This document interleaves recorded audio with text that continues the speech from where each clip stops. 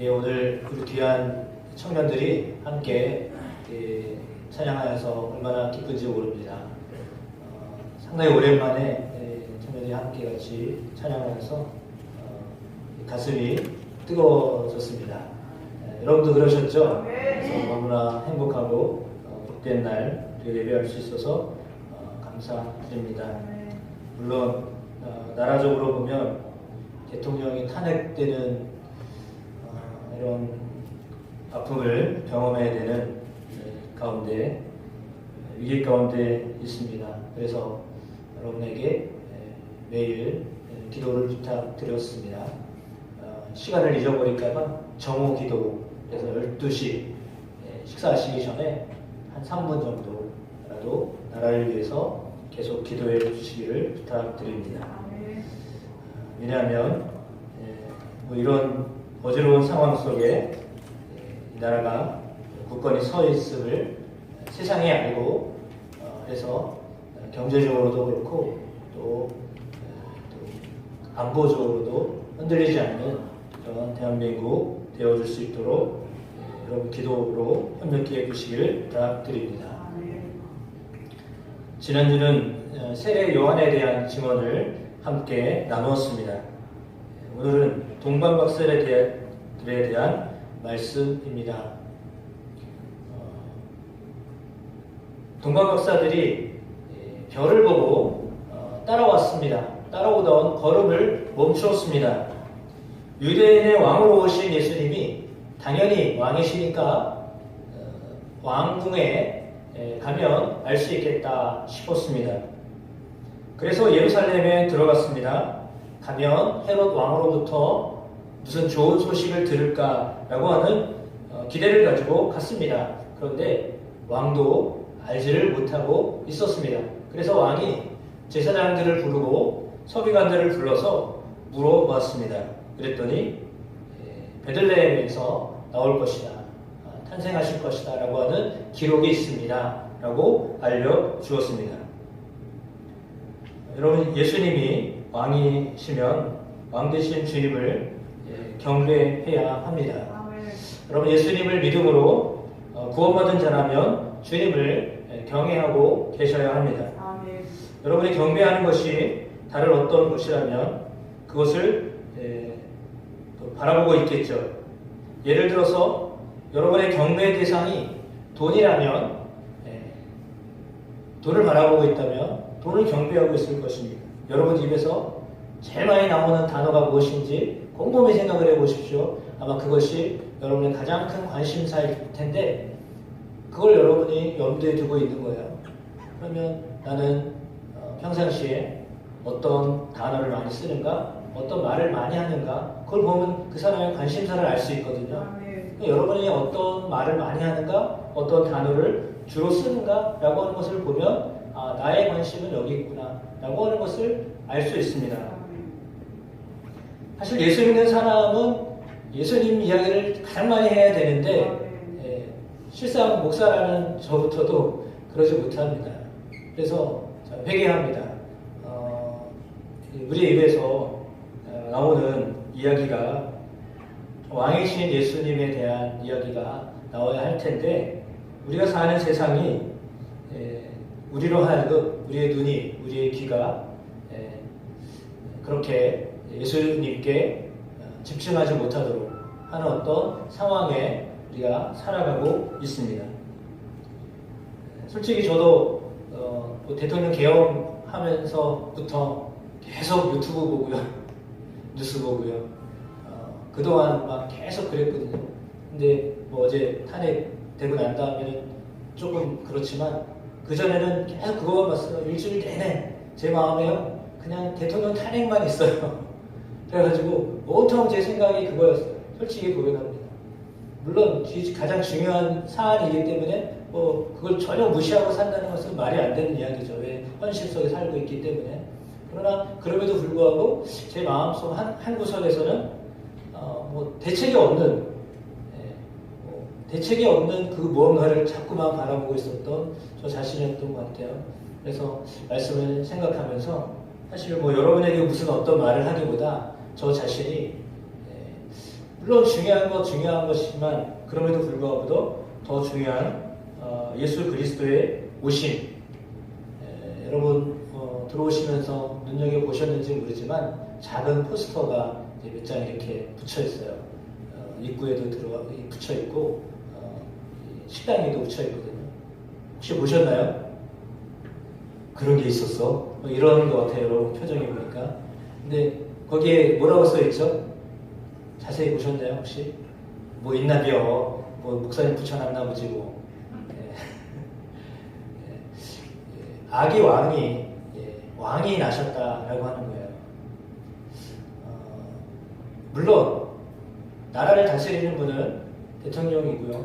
그리고 그들을 견제하는 세력은 국회입니다. 그리고 그 모든 것들을 판단하는 세력이 사법부입니다. 삼권이 다 분리돼서 나라를 다스리는 거예요. 다 균형을 맞춰서 하는 것이 맞습니다. 그런데 그럼에도 불구하고 우리가 살고 있는 이 세상이 어떻게 보면 너무 편향적이다 라는 생각을 갖습니다. 그래서 여러분 안에 정말 예수 그리스도를 바라보는 눈으로 세상을 보게 되는 그런 안목이 생겨나게 되기를 축복합니다. 그러니까 예수 그리스도라고 하는 프리즘으로 보셔야 돼요. 어떤 개념, 이렇게 그죠? 가치관은 그가 보는 거를 보는 거거든요.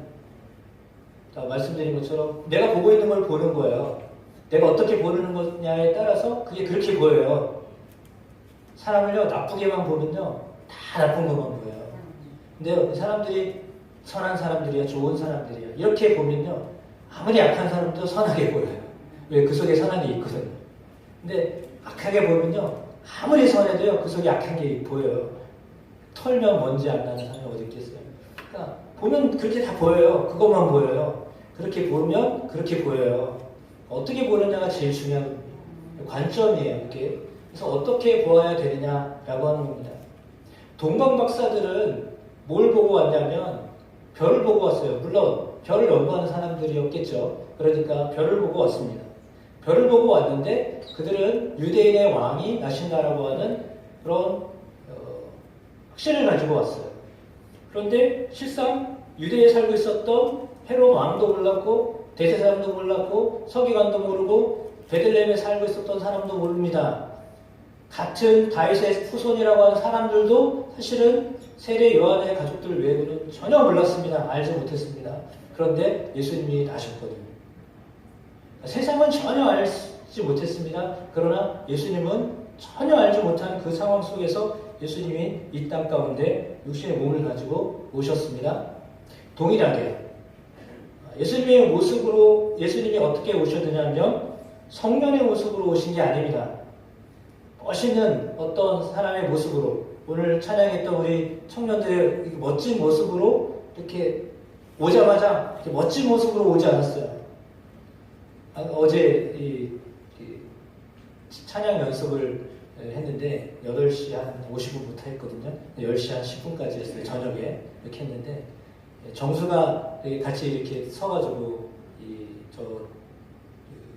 불 옆에 이렇게 차 마시고 이렇게 했는데 아내가 얘기한 정수가 키가 제일 적은 것 같다. 이제 나이가 제일 많은데 키가 이제 완전히 역전돼가지고 제일 작아 보여요. 옛날에 커 보였는데 지금 작아 보이더라고요. 그래서 세상이 참 이게 점점 이제 무럭무럭 자라는구나. 아직 청년인데도 아직도 잘하고 있는 것 같아요. 그래서 얼마나 좋았는지 모릅니다. 남들이 더 잘되면 좋아야죠. 지들이 뭔데 내 아이보다 더 커야 돼? 막 이런 마음으로 가지면 그거 안 되는 거 아니에요? 근데 하여튼 무슨 얘기를 하려고 했냐면 그렇게 아이들이 함께 그 밤에 찬양하고 함께 이야기하는데 태연이가 그런 이야기를 해요. 힘든 게 뭐니? 제가 물어봤어요. 그랬더니 힘든 게 있는데 사람이 어려워요. 그러더라고요. 군대는 이렇게 전혀 다른 사람들이 모이잖아요. 전국 곳곳 방방곡곡에서 모여가지고 그렇게 있어요. 그러면 사실은 다 다른 사람들이 모여요. 성격도 다르죠. 배운 것도 다르죠. 근데 그게 붙어 살아야 되잖아요. 얼마나 스트레스 받겠어요? 전혀 다른 생각을 가지고 있는 사람들이 억지로 징병돼가지고 같은 내부에 생활하고 동기로 생활하고 뭐 선후배로 생활을 하니까 얼마나 힘들겠어요. 사실은 상당히 힘든 겁니다. 뭐 1년 6개월이 줄었지만 그래도 그 기간이 굉장히 긴 기간일 거예요. 저 친구들에게는. 근데 뭐 그렇습니다. 사람 상대하는 게 상당히 어려운 거거든요. 그러니까 그래서 제가 얘기했어요. 뭐라고 했냐면 그냥 이해가 안 돼. 이해가 안 된대요. 친구들 어떤 사람이 이해가 안 된대요. 왜 그런 말을 했는지. 그것까지 제가 구체적으로 안 들었지만 유추하기를 말하는 것도 그렇고 행동하는 것도 그렇고 이해가 안 된다는 거죠. 이해가 안 되는 일을 하고 있다는 거죠. 그런데 이해가 안 돼도 그 사람이 그냥 그렇게 사는 거예요. 그 모습으로 사는 거예요. 그러면 어떻게 하겠어요? 이해를 하면 안 돼요. 이해할 수도 없고요. 그냥 그런가 보다. 이런 사람도 있나 보다. 이렇게 해야지. 그렇게 살아온 사람을 그렇다고 고시겠어요, 거기서? 그렇다고 어떻게 뭐 싸우겠어요? 그런가 보다. 이렇게 해라. 라고 이제 그렇게 권면했는데, 물론 그 말이 정답이라고 할 수는 없습니다. 그런데 그게 여러분 건강상에, 정신 건강에 도움이 됩니다. 왜냐하면 그런 사람도 있구나. 이렇게 생각하는 사람도 있구나. 라고 그냥 받아들이면 그냥 되는데요. 그게 아니라 그거를 막 어떻게 이해를 하려고 해가지고 뭐 이렇게 바꿔보려고 하면 정말 복잡해집니다.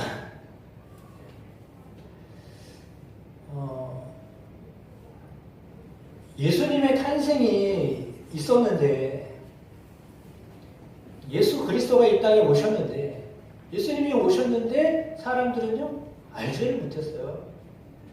여러분 이게 상식적으로 이해가 됩니까? 저는 좀 이해가 안 돼요. 모르겠죠. 편한적인 생각을 가지고 있는지 몰라도 하나님의 아들이 오셨는데 예수님 하나님의 아들이 이 땅에 오셨는데 다 성경에 기록된 대로 그 예수님이 이 땅에 오셨는데 몰랐다라는 게 이해가 안 돼요. 사실은 이해는 안 돼요. 근데 현실이잖아요. 그래서 그 예수님이 이 땅에 오셨어요. 그리고 헤롯 왕이 어떻게 했나요? 먼저 가서 경배하고 알려주면 나도 가서 경배하겠다라고 했거든요. 사실은 새빨간 거짓말이에요. 왜냐하면 그가 하는 행동이 뭐예요? 나중에 인근에 태어난 아이들 다 죽였어요. 그럼 경배한다는 말은 거짓말이에요. 자기가 경배하겠다라고 하면 그러십니까? 그러면 나도 같이 가시죠. 이렇게 나와야 되는 거죠. 하나님이 준비한 메시아가 오셨는데 그 사실을 아는 유대인이라면 당연히 동방박사와 함께 같이 가야죠. 우리가 당신을 호위하겠습니다. 이렇게 해서 같이 가야 되는 게 정상이잖아요. 근데 알아봐라 라고 하고서는 소식을 기다렸는데 안 오잖아요. 꿈에 다른 길로 가라. 동방박사에게 이야기했기 때문에 그들이 헤롯에게로 가지 않았어요. 그리고 하나님은 요셉에게 말씀하셔가지고 아버지 요셉에게 말씀하셔서 애굽으로 피하라고 하셨거든요. 그래서 헤롯이 죽이는 어떤 상황 속에 사실은 엄한 아이들이 죽어갔어요. 전혀 예수님과 관계없는 아이들이 죽어갔어요. 그게 현실이에요. 그러니까 권력을 가지고 있는데 능력이 있는데 그거를 어디다 썼냐면 자기의 정적 줄이는 일에 썼어요. 아니 애기잖아요. 예수님이 오셨는데 뭐 군인으로 오셨나요? 대제사장으로 오셨나요? 뭐 대적할 수 없던 권력을 가지고 오셨나요? 그렇지 않거든요. 그 예수님이 아기로 오셨어요. 그 가장 힘없는 인간의 모습으로 오셨거든요. 그런데 그 아기 예수를 자기가 왕이라는 것 때문에 죽이잖아요. 그러면 이런 일이 실제로 벌어졌는데 이거를 어떻게 이해를 합니까? 도대체 이게 하나님이 통치하시는 그 시간이 맞나요? 라고 하는 의심을 하게 돼요. 예수님 때문에 수많은 사람들이 죽었잖아요. 아이들이. 이런 일들이 왜 벌어져야 되나? 라고 생각하면 사실은 상당히 슬픈 일입니다. 그러니까 예수님이 오시긴 오셨는데 슬픈 상황 속에서 오신 거예요. 받아들일 어떤 준비도 안 돼 있었고 그리고 그 예수님을 잘 섬기려고 하는 어떤 마음도 없고 그런 상황에서 예수님의 가정이 외롭게 애굽에 가서 피난 생활을 하셔야만 했어요. 오늘 그들은 두 부류의 사람들이죠. 한 사람들은 유대인도 아닌데 동방 박사들, 여러분 이 주보에 실어드린 것처럼 어떤 사람들은 왕들이었을 것이다, 이렇게 유추하는 사람들도 있어요. 그러니까 왜냐하면 그림을 하나 보여드리겠습니다. 박사들이 별을 따라온 거고, 여기 왕관으로 보이죠? 관을 쓴 사람이 아기 예수 앞에 뭔가를 드립니다. 그게 정확하게 뭔지 이 그림을 통해 볼 수 없어요. 그러나 오늘 성경에는 황금과 유향과 모략을 가져왔다, 세 개의 예물을 가지고 왔다라고 했습니다. 세 사람인지도 정확하지는 않습니다. 그러나 예물이 세 개니까 아마 세 분이 아니었을까, 이렇게 추측하는 거죠. 근데 그렇게 관을 쓰고 그렇게 아기 예수님에게 경배하는 모습으로 그려져 있습니다. 그 예수님은 아기였어요. 아기로 오셨어요. 똑같이 우리와 같이 똑같은 아기의 모습으로 오셨거든요. 그런데 경배를 받으셨다라고 하는 겁니다. 더군다나 이방인들에 의해서 먼저 경배를 받으셨어요. 상당히 의미가 있습니다. 그 이방인들 역시 마찬가지로 우리도 이방인이죠. 유대인이 아니기 때문에. 따라서 모든 사람들에게 경배를 받으실 분으로 예수님이 이 땅에 오셨다라고 하는 것입니다. 유대인의 왕으로 오셨습니다. 물론 유대인들만을 위한 왕으로 오신 것이 아니라 이렇게 동방 박사들로부터 경배를 받으실 만한 분으로 오셨습니다. 그리고 예물을 받으셨습니다. 그 예물은 황금과 유향과 모략입니다. 황금은 어떤 의미가 있는가? 왕이다, 왕권에 대한 이야기로 상징되어지는 것입니다.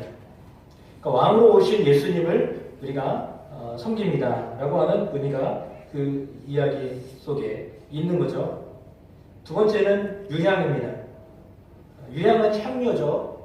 주로 제사나 예배 때 사용되어지는 것입니다. 이거는 신성한 것에 대한 의미다라고 볼 수 있습니다. 하나님의 아들로 이 땅에 오셨다. 사람들 사이에, 하나님과 사람 사이의 중재자 역할로 이 땅에 오신 분이 예수님이시다. 어쩌면 제사장으로 그 역할을 하기 위해 오신 분이 예수님이시다라고 하는 것입니다. 그래서 하나님과 타락한 인간 사이를 오고 가며 다리를 놓으신 분, 그분이 예수님이시다라고 하는 것입니다. 중간 역할을 한다는 것이 사실 상당히 어렵습니다. 여러분 아시는 것처럼 양쪽에 서로 다른 생각을 하나로 묶어내는 일은 참 힘든 일입니다. 어떻게 보면 기회주의자 이런 이야기도 들을 수 있고요. 배신자라고 하는 프레임에 갇힐 수도 있습니다. 중재자는 그런 사람입니다. 왜 양쪽의 이야기를 들어서 이렇게 하나로 묶어내는 일을 해야 되기 때문에 그렇습니다. 정치나 뭐 경제나 여러분 인간 사이에서도 역시 마찬가지입니다. 중재자 역할을 하면 그 중재자 역할하는 사람이요 욕먹게 되어 있어요. 왜냐하면 너는 어느 편이냐 이렇게 나오거든요. 사람들이 편가르게 하거든요. 사람은 딱 그래요. 너는 어디에 서 있어? 이렇게 얘기해요. 지금도 그렇잖아요. 탄핵이야? 아니면 반대야? 그거예요. 이거 아니면 이거예요. 그러니까 어떻게 보면 세상은 그냥 이분법적이에요. 이거 아니면 이거예요. 둘 중에 하나 선택하라 이거죠. 물론 어떻게 보면 예수를 믿는 데 있어서는 이거 아니면 이거 맞습니다. 나는 거기에 대해서는 뭐 다른 의견이 없습니다. 예수를 믿으면 믿는 것이고 예수 믿지 않으면 믿지 않는 거죠. 그건 분명한 것입니다. 왜냐하면 구원에 대한 이야기이기 때문에. 그래서 구원에 대한 이야기는 어떤 타협점이 없어요. 나는 믿는지 안 믿는지 잘 모르겠어요. 그럼 사실 안 믿는 겁니다. 나는 믿는다라고 할 때 믿는 거고 믿지 않는다라고 할 때 믿지 않는 건데 믿지 않는지 믿는지 잘 모르겠어요. 이런 분은 사실 믿지 않는 겁니다. 믿으면 그런 생각이 들어가지 않습니다. 그러나 여러분 안에 분명한 그런 믿음에 대한 고백들이 있게 되기를 축복합니다. 더 진행하면 설교가 길어져서 이 정도로 하겠습니다. 중재자가 없으면 양극단으로 가게 되어 있어요. 세상은 그래요. 근데 그걸 중재자가 중재하는 거예요. 사실 그래서 그 중재자는 고통스러운 거예요. 고통스러운 일이에요. 그 자체가 힘든 일이에요. 어떻게 보면 이 나라에도 중재자가 필요합니다. 그 중재자가 있기를 소망합니다. 여러분 기도하셔서 정말 좋은 중재자가 있게 되기를 소망합니다. 세 번째는 모략인데요. 고대 방부제로 사용되었던 것입니다. 주로 장례 때 쓰였던 것입니다. 예수님이 인간적인 고통, 예수님이 죽으심에 대한 예고를 하기 위해서 모략이라고 하는 것들을 예물로 가져왔습니다. 역시 제사 때 쓰이고 장례 때 쓰이는 용품이죠. 갓 태어난 예수님이십니다. 이제 태어난 예수님인데 장례를 준비하는 의미로 이렇게 모략을 예물로 드렸습니다. 각각의 의미가 있습니다. 그 역할들이 있습니다. 어떤 유익을 얻기 위하여 예수님을 찾은 게 아닙니다. 생각을 하셔야 됩니다. 동방 박사들이 예수님께 경배하면서 자신들이 준비한 예물을 드렸거든요. 그런데 그 예물 안에는 어떤 의미가 있는 게 아니에요. 내가 이런 예물을 드림으로 우리가 어떤 유익을 얻어야 되겠다라고 하는 의미로 예물을 드린 게 아니라고요. 그 예물은 단순하게 단지 경배해 드리는 거예요. 높이기 위해서. 그분을 높이기 위해서. 비록 악이지만 메시아로 오신 예수님, 구원자로 오신 예수님을 높이기 위해서 예물을 준비해서 드린 거예요. 그 예물이 나에게 어떤 좋은 씨앗이 될 거야 라고 어떤 그런 개념, 경제적인 개념 때문에 예물 드린 게 아니에요. 정말 순진하게, 순수하게 하나님 앞에 예물을 드린 거예요. 그렇죠. 그래서 그들은 이방인입니다. 그리고 왔다 갈 사람들입니다. 그럼에도 불구하고 그 먼 길을 찾아와서 그들이 준비한 예물을 예수님에게 드렸습니다. 반면에 말씀드린 것처럼 헤롯 왕은 다 가지고 있는 사람입니다. 권력을 가지고 있는 사람입니다. 그런데 그 권력조차도 뺏길 게 무서워가지고 그 어린 아기 예수를 죽이려고 했습니다. 그리고 실제로 예수님을 못 죽였지만 수많은 아이들이 죽어갔습니다. 그래서 예수님의 오심이 한편으로는 기쁨인데 또 한편으로는 정말 슬픔입니다. 그 가운데 예수님이 이 땅에 오셨습니다. 우리가 불안한 가운데 있습니다. 우리 가운데 정말 예수 그리스도께서 우리를 다스려 주시기를 소망합니다. 우리는 불완전한 사람들입니다. 우리는 온전하지 못합니다. 세상을 주관하시는 하나님, 그런데 그 완전하신 하나님이요, 절대자이신 하나님이 우리의 귀에, 우리의 인간의 소리에 귀를 기울여 주십니다.